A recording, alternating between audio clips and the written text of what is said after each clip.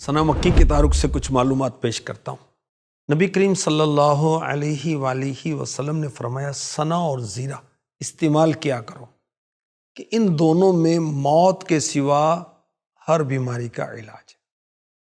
ثنا مکی کیا ہے؟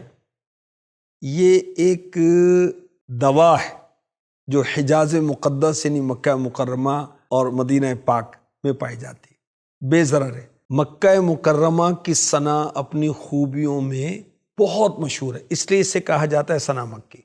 ثنا مکی کے پتے سبز ہوتے ہیں اور اس کے جو پھول ہوتے ہیں وہ سرسوں کے پھول کی طرح پیلے پیلے ہوتے ہیں، ذائقہ تلخ ہوتا ہے۔ ثنا مکی کے استعمال میں نقصان کا پہلو نہ ہونے کے برابر، اس کی تاثیر اعتدال کے قریب ہے، درجہ اول میں گرم اور خشک ہے۔ اس کی خوبی یہ ہے کہ یہ اسہال لاتی ہے، یعنی موشن لاتی ہے، قبض دور کرتی ہے، مگر دل کو مضبوط کرتی ہے۔ اس جڑی بوٹی کو پیٹ کے مختلف امراض کے علاج کے لیے استعمال کیا جاتا ہے۔ حضرت اسماء بنت عمیس رضی اللہ تعالی عنہ فرماتی ہیں، اللہ کے رسول نے مجھ سے پوچھا تم کس چیز سے جلاب لیتی ہو؟ عرض کی شبرم سے۔ فرمایا وہ گرم ہے، تیز لانے والی ہے۔ حضرت اسماء رضی اللہ تعالی عنہ فرماتی ہیں اس کے بعد میں نے ثنا کے ذریعے جلاب لیا۔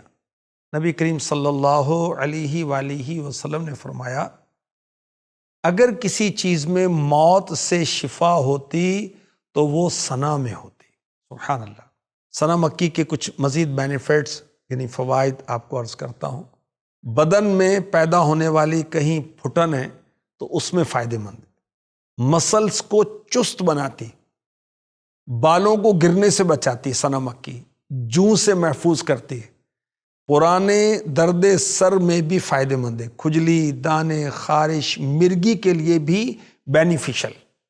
ثنا مکی کے استعمال کا طریقہ بہتر یہ ہے کہ اس کا جوشاندہ بنا لیا جائے۔ جوشاندے کو پکاتے وقت اس میں بنفشہ اور منقع بھی شامل کر لیں تو اس کے بینیفٹس بڑھ جائیں گے۔ ثنا مکی کا کعوہ بھی بنایا جا سکتا ہے۔ اس کا استعمال سانس کی بدبو کو دور کرتا ہے، خون کو صاف کرتا ہے، جسم سے فاسد مادوں کو خارج کرتا ہے، بلغم میں کمی آتی ہے، گردے کی پتھری سے بھی نجات کے لیے ثنا مکی کا کعوہ جو ہے فائدہ مند۔ کعوہ بنانے کا کیا طریقہ ہے؟ ثنا مکی کے جو پتے ہیں ان کو 5 منٹ تک پانی میں ابال، پھر نیم گرم ہو جائے، پینے کے قابل ہو جائے تو پی لیں۔ یا ایک بات اور بھی عرض کر دوں، کوئی بھی میڈیسن مستند سرٹیفائڈ ڈاکٹر کی مشورے کے بغیر استعمال نہیں کرنی چاہیے۔